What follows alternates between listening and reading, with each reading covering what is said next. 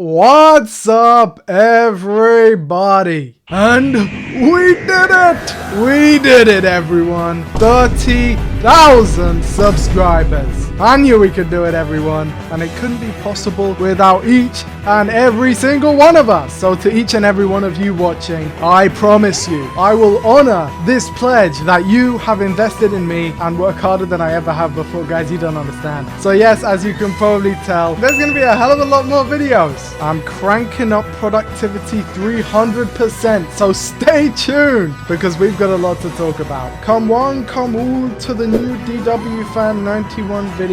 Today I want to discuss the reality war, the episode, the story, the finale of series 15 of Doctor Who, and maybe of just Doctor Who. And I want to discuss what you guys all thought as well. Hooray. We've got a lot of comments, folks. I have made my thoughts on Billie Piper as Doctor Who abundantly clear. I have made my thoughts on that ending, those creative decisions, everything outside of the show. I feel like everyone knows, okay? Even if they didn't want to know. Sorry about that. But today, I want to take a step back. I want to talk about something I haven't really talked about a lot. The actual episode. Is it good? Is it bad? My initial review was rather rambly and unfocused, but that was because I was genuinely, utterly shell-shocked. So let's break it down. Let's talk about what worked, but maybe what possibly potentially tidy a little bit suck make an ass. The story begins right where Wishworld left off, after a shockingly brief previously segment that didn't really clue anyone in at all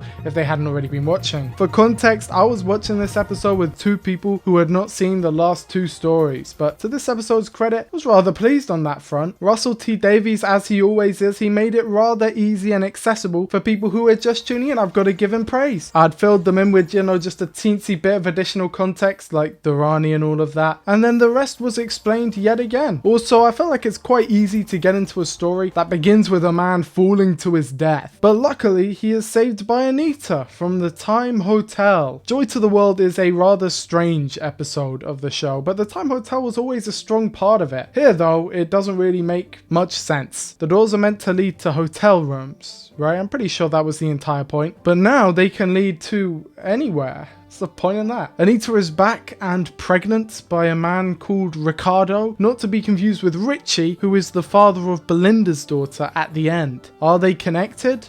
I love mystery boxes. Something I find weird with the RTD2 era is that it has a real thing for unseen fathers, right? Like Ruby's dad never shown, Belinda's dad never shown, even though he's cast. Now we've got Richie and Ricardo. Motherhood is portrayed as incredibly important, but fatherhood? No one give a fuck. Anyway, Anita is shown with a bunch of flashbacks to announce her presence, in case you didn't remember her. There are 11 flashbacks this episode. 11. She then goes through a bunch of clips of previous episodes, including the Wedding of River Song and Day of the Daleks. This is the only inclusion of the Daleks in Ncuti Gatwa's era. Behind the scenes, everyone was talking about how much they loved it and how excited they were and how desperate they were to include a Dalek. They had to actively beg and plead to have an actual Dalek there. Can we just stop with the break from the Daleks? My days, man. These clips are good, but they've got no place in a season 2 reboot. Anita then sees Rogue, and this is what inspires her to give up on the Doctor. My question is why? Is it because she thinks the Doctor is gay? She thought that before in Joy to the World too, and asked, and the Doctor said he swung both ways. Is it because the Doctor has someone else? Rogue is before the Doctor met Anita. Why is the reason that this is a deal breaker? I talked about this with my mum actually, and her theory is that it's because she realized that the Doctor's lifestyle is too glamorous for her. This may actually be the case, but either way, it's got a kind of somber tone to it. Anita then takes the Doctor to get Belinda, and they get Poppy. Hooray! The core of the whole story. Poppy. Look at the little baby. They then go to Unit, and thanks to the Time Hotel's door, it's all brought back to normal. Yay! Unit then Suicide Squad chips everyone. Shirley does a Back to the Future. Mel perms her hair with a motorcycle which goes up 100 flight of stairs somehow. The gang's all here! And then the Rani teleports in to talk to all 10, count them with me, 10 main characters in one room. Do you think it may be getting a bit crowded, people? Mrs. Flood then teleports in as well, making 12 primary characters all speaking in one room together. I suppose I can't be too mad, it's an easy problem to fall into, but it leaves the whole thing just feeling so stuffed and staged. That many important characters together, but they all talk perfectly in sequence and not over each other. Too many characters being in one scene alone is a real issue in general, and it leaves this part feeling really quite melodramatic and pantomimish. Mel, I am sorry. It is the Rani. She's still alive. With the Rani given a full Wikipedia breakdown of herself and Omega, while Mel goes full ham mode with the We meet again. Is this nigga serious? This reminds me of the cut part of The Giggle, where Mel was supposed to talk about I've seen regeneration before on the planet Lakertia and la-da-da. Ironically, a lot of the dialogue here really does remind me of that Pip and Jane Baker style, where it's all kind of poetic and silly, but at the same time really opaque and overcomplicated. So no one really sounds like a person, and it all sounds really superfluous and, well, scripted. My father. Wait till my father hears about this. My father. Father always said that Dumbledore was the worst thing that ever happened to this place. My father fought Omega back in the 1970s, said he was a titan, called him the Mad God. Sounds kind of scripted. The plan is Omega. Splitting open the world to reach him in the underverse beneath. So that it gets thinner and thinner and thinner until it snaps. Once it's broken, she can see underneath the skin of reality. What for? To find Omega. The plan is Omega. Splitting open the world to reach him in the underverse beneath.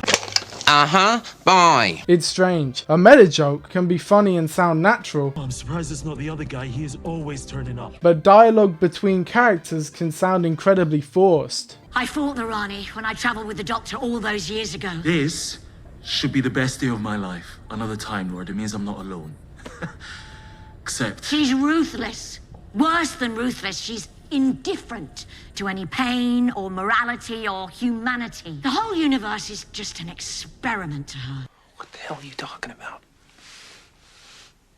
Who are you talking to? The Rani then dumps a bunch of lore on the audience that doesn't really make any sense and no one cares about, like genetic explosions and dodging genetic explosions and then getting hit by genetic explosions, and the Time Lords are infertile, and I'm over here like, you know, you had 2 series to set all this stuff up, right? Like, you know when would have been a good time to tell the audience that the Doctor was infertile? Space babies? However, after the Rani and Mrs. Flood have said adios, things are finally allowed to be a lot more fun.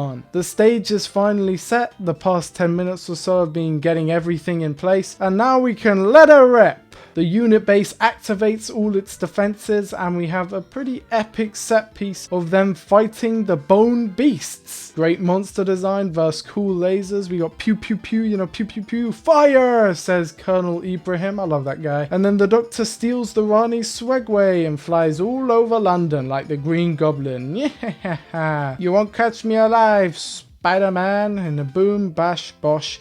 Excitement! The Doctor meets the Rani again and she activates her device to free Omega.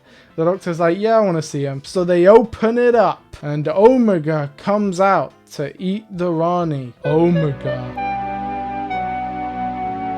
Mrs. Flood then gives the best line of the whole episode and dips using the time ring. It's referenceception over here. We've got references inside a reference. The Doctor then shoots Omega with a gun and he's back into the Time War, Rassilon. Back into hell. Back into the Time War, Rassilon! Back into hell!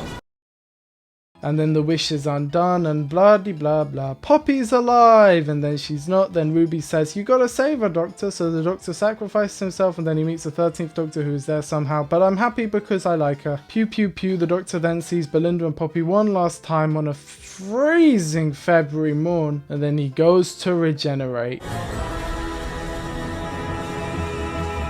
Ugh. Bring on Series 16. What do you mean it's not coming out? Main problem with this episode are the reshoots. It feels like Joss Whedon's Justice League over here. In fact, that may be the most apt comparison. But the second biggest problem is the extended epilogue sequence. The actual episode ends 30 or so minutes before the end credits. We then get a bunch of padding leading to a rather boring and lackluster ending. This is similar to Empire of Death, which I criticized for its Return of the King style, and we're not actually over yet. But the third biggest problem is that all of the characters are terrible. About that prick's face when he saw the gat. Omega gets the real short end of the stick here. Poor Omega. Not only does he get an awful redesign that made Sutex look like God's gift to man, he only has about 3 seconds of screen time and his character has been reduced to atoms. The simple rundown of Omega, if you've never watched the original series, he's the guy who helped the Time Lords discover time travel and make TARDISes. So all of this stuff, you know, the whole series, it can be attributed to him. And to do this, he did a bunch of experiments. One of the experiments went wrong and he ended up falling into a black hole. Naturally, everyone in Gallifrey was like, oh well, he's a goner. What a shame, he was pretty cool. But they were wrong, because actually he did survive, because he was such a badass. Through sheer force of will, he managed to survive and create the antimatter dimension, wanting revenge on Time Lords for abandoning him. But the final twist, at the very end, is that there isn't even any of him left, because he's been turned into antimatter. So when the Rani and the Rani are like, we need to get Omega's body, that doesn't really make any sense, because the whole point was that Omega doesn't have a body. But anyway, now he is the original sin,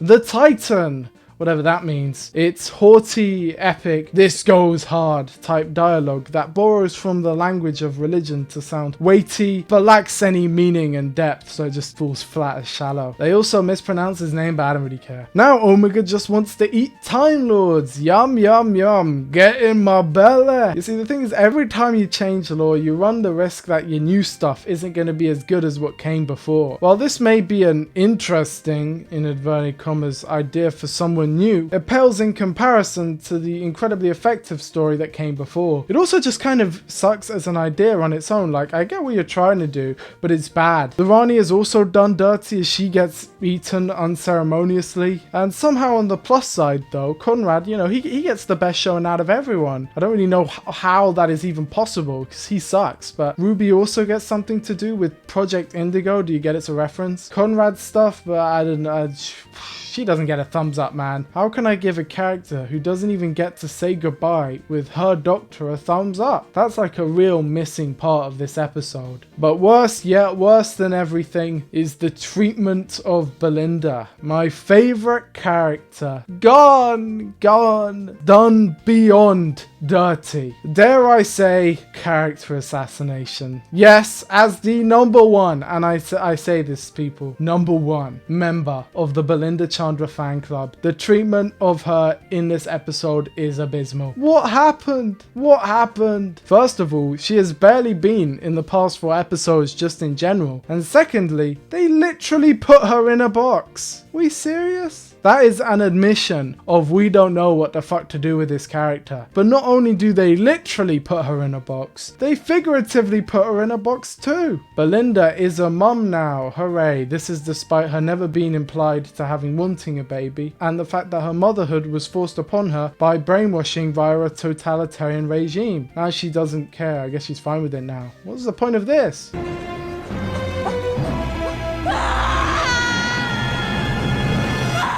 To the point where the Doctor sacrifices himself to change time to make her a mother again, even though she didn't want it. Why don't you just make Belinda a mother from the beginning? Then this ending works. Can we just talk for a second about how contrived this regeneration is? First of all, Poppy is alive, right? Like, in the base universe, she is alive. We all know this. She was a space baby. So the Doctor gave his life for someone who was already alive and fine. Second of all, if we just forget that and we just buy that she is gone, well then if she is gone, then that means that she was never real in the first place. How can you change time to make something that wasn't real, real? Also, if Poppy isn't Belinda and the Doctor's baby, then why does she look exactly the same? Complaints, but it mainly all just comes back to Belinda's character. She has nothing. Anita also just stands around for about 20 minutes, but with Belinda it's particularly egregious because she's literally a main character. Wasn't this whole season meant to be about her? Now the theory is that Ruby was meant to be Belinda. I don't want to believe this, people, because I'm a coper, but realistically, it is probably true. The first 3 stories with Belinda have a clear arc, but the rest, I mean, she's just completely interchangeable. The finale puts Ruby front and center. She has a clear connection to the main antagonists. She gets to undo the wish. She gets to motivate the Doctor to kill himself. But in general, stuff like the end of the Interstellar Song Contest, the story and the engine, all of this stuff kind of fits Ruby better. Poppy being Ruby's baby, I feel like that fits. But I saw a post on the Discord the other day, someone posted this, where it was a theory that it wasn't just Belinda who was meant to be Ruby, but that the baby was meant to be Ruby. So they were all meant to be the same person. Ruby Sunday was originally the god of wishes, born naturally, but she was the baby too, so she was in two places at once. And 73 Yards, the explanation behind that story, was her powers unconsciously activating by accident and then being used against her. I mean, this makes sense, right? Like, am I the only one? I feel like that makes sense. But where does it leave Belinda in the scheme of things? She a last minute add-in? I don't want that to be true. I love her. The epitome of her character degradation is her final scene with Poppy. At the start, in the robot revolution, she took offense to the doctor scanning her without her permission. She stood up for herself and put the doctor in his place. But now, he scans her daughter right in front of her. She doesn't give a fuck. Guess that just doesn't matter anymore. What a blatant character assassination. But now time for the inconsistencies. Count them with me, folks. Let's do a tally. Starting with, where is the 14th Doctor? Not only was Rose, Donna's 16-year-old daughter, in mortal danger, there was literally a scene where the Doctor met a past Doctor. This was literally the perfect chance for them to re-merge together. An anti-bi-generation. Speaking of the 13th Doctor scene, why does she not know what bi-generation is? Isn't it meant to be a Time Lord myth? How is bi-generation an ancient Time Lord myth if now it's a way of reproducing after the genetic explosion? Where did the genetic explosion come from? The Master used the death particle in Gallifrey after it was already destroyed. And that was only planet-wide, not universal or across all of time. He destroyed Gallifrey with a bomb. There should still be thousands of Time Lords. And Rassilon was exiled after Hellbent. If bi-generation is meant to be reproduction, how come in the Devil's Cord the Doctor said that it split his soul in two and he can't do it again? If bi-generation is meant to be reproduction, then the theory that 14 will eventually become 15 is wrong. So the ending of the giggle makes even less sense. If 14 goes through therapy, why would that affect 15 in any way? That's not how bi-generation works. The whole point of this era is hemorrhaging away. The Rani says the Doctor's TARDIS is the only one in existence, but there are literally 7, at least, that we know of, one of which being the 14th Doctor's. And on Gallifrey, which is still standing, there are hundreds of them. Is this a Mandalorian Season 3 situation, where Mandalore is just fine, and no one went back to check? Susan Triad says she's just a year old, but this isn't true. She had a whole life, because every time the Doctor landed on Earth, she grew stronger. Why did Poppy show up in the story in the engine? Why did Susan show up in the Interstellar Song Contest? Why did Rogue show up in Wish World? I guess we'd never know. So, just to restate, that is something we'll never know. You're not going to find out later. And finally, not necessarily an inconsistency, but this line about all of them being the Doctor's children is awful and one of the worst in Doctor Who ever. Just sounds gross. Sometimes I think we're all your children.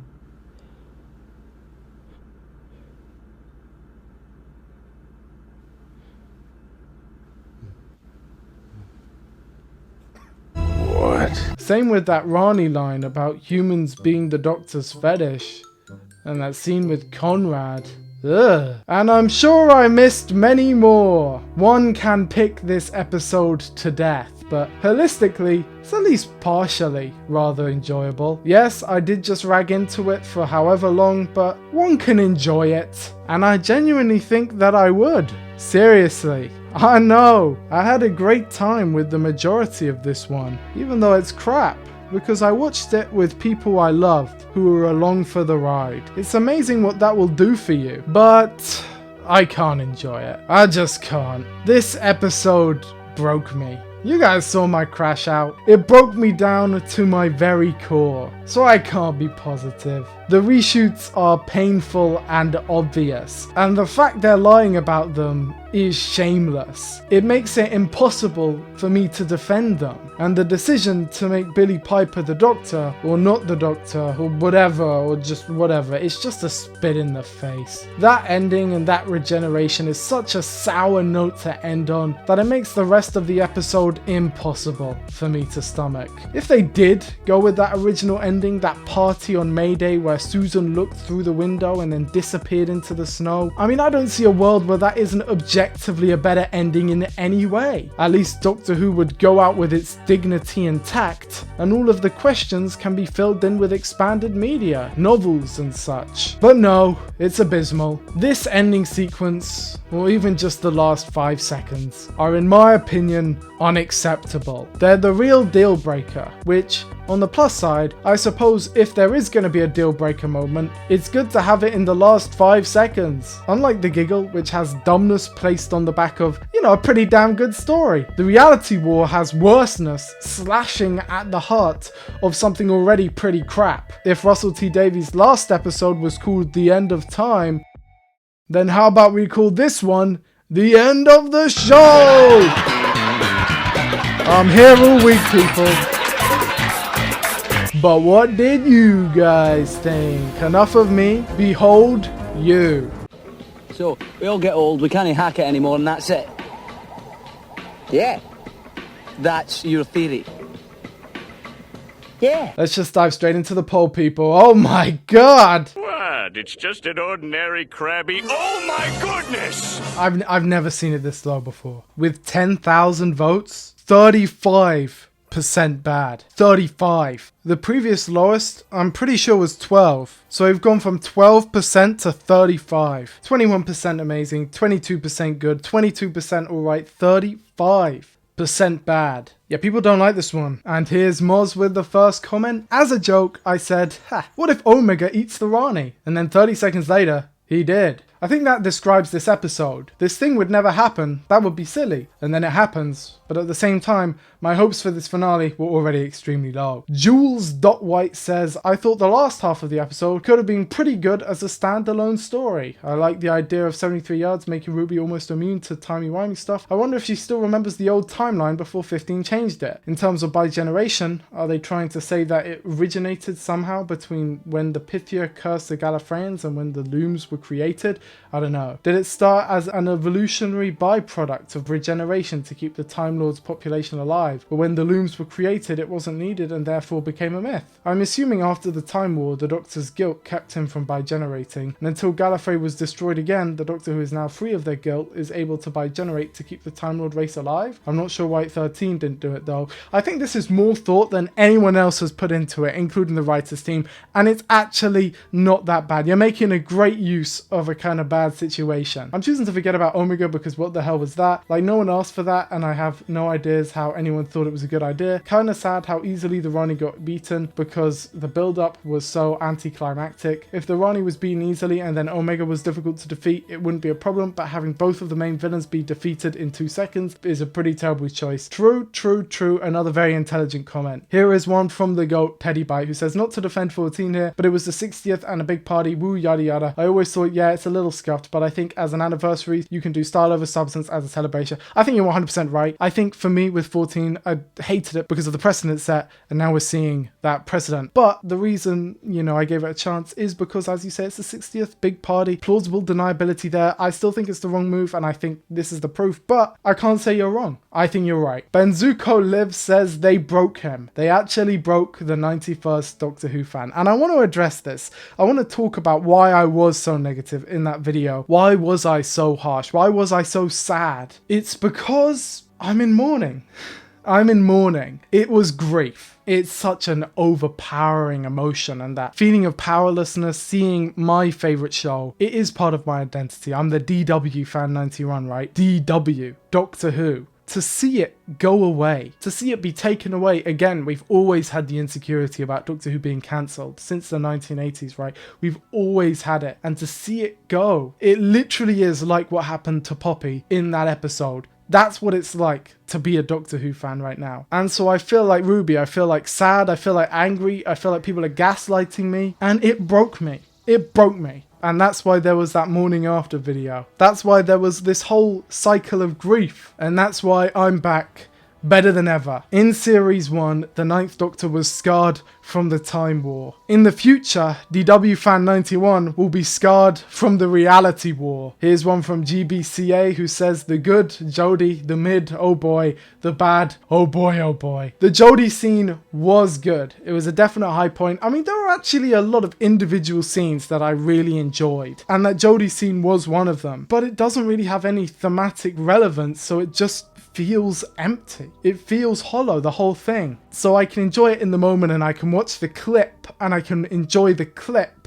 But it feels like this episode was entirely made for clip farming. It was made for TikTok, YouTube short clips. And it just, as an episode, it doesn't hit. I think that has to be just because of the sheer unoriginality. Every single thing can be traced back to something else. Even the TARDIS. In Series 3, it was the Paradox Machine. Now with Conrad, it's his wish room. The Master uses it to keep his world intact. So the Rani uses it to keep his world intact. Is there an original idea in there at all? It really makes the whole thing painful for me. The long cameo in the TARDIS was an absolute treat. And I feel like it gave closure to her too. What an amazing episode. See, I'm glad someone could like it. I'm not going to pretend like people didn't enjoy this episode or like a considerable number of the audience didn't enjoy this episode. As we saw, 20% of people voted amazing. I watched it with people who loved it, and I think that's brilliant, and I don't want to squash that or crush that or say, oh, you're wrong. Harry Key, you are right, and don't let anyone take that joy away from you. Let yourself enjoy it, fight for that enjoyment, and don't let anyone take it away from you. Now we're moving on to opinions with Billie Piper. I honestly think it can work. Don't misunderstand me. This, even as an idea by itself, not considering the how or why or context of it in canon reasoning and Ncuti leaving sooner than expected, is very, very risky to do, and can, and already has, broken a lot of people's faith in both the show and Russell going forward. However, with all that said, I think this can lead to some very interesting content going forward, depending on how long Billie is the Doctor for, now she decides to play her version of the character, assuming that she is 16 and not Bad Wolf entity hijacking the Doctor's body. My faith in Russell has been a bit shaken by this decision, but not broken yet, and I am probably going to hold off judgment until we actually see her portrayal on screen. I'm a firm believer that a bad/dumb idea can lead to good content if it is handled well, and we will just have to wait and if Russell knows what he's doing or if it's all fallen apart, although I know it already has for some people. What a fair and rational comment. This is what I would like to call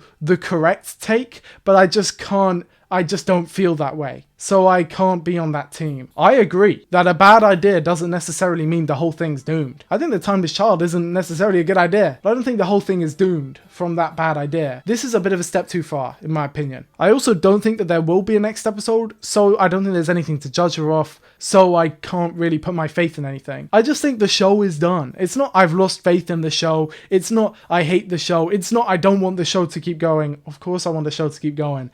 I just call a spade. And maybe I'm still stuck in the cycle of grief and I'm just forcing myself through this acceptance phase. But I genuinely believe that I'll be better and I'll be healed once I'm through it. I don't think I'll ever stop missing Doctor Who. I don't think that itch will ever be fully scratched, and I'll always want more. But at the same time, for my sake, for my health as a human, I just gotta say when it's done. In a vacuum, super excited. She's an excellent actress, and I think that a skilled and thoughtful writer could do some real magic with the tension here. I'm less excited when taking all the context into account, especially with the thought that it's handled poorly, it will be cited for the next millennium as proof that women can't be the Doctor / forced diversity is killing Doctor Who. I don't think women or diversity is I don't think anyone's talking about that here. I understand that was a talking point for like the whole of the past era and even Jodie Whittaker's era and all that. With Billie Piper, is anyone talking about that? I don't know. Maybe you guys are thinking that. Didn't even cross my mind until I read this comment. And here is the final comment of the video,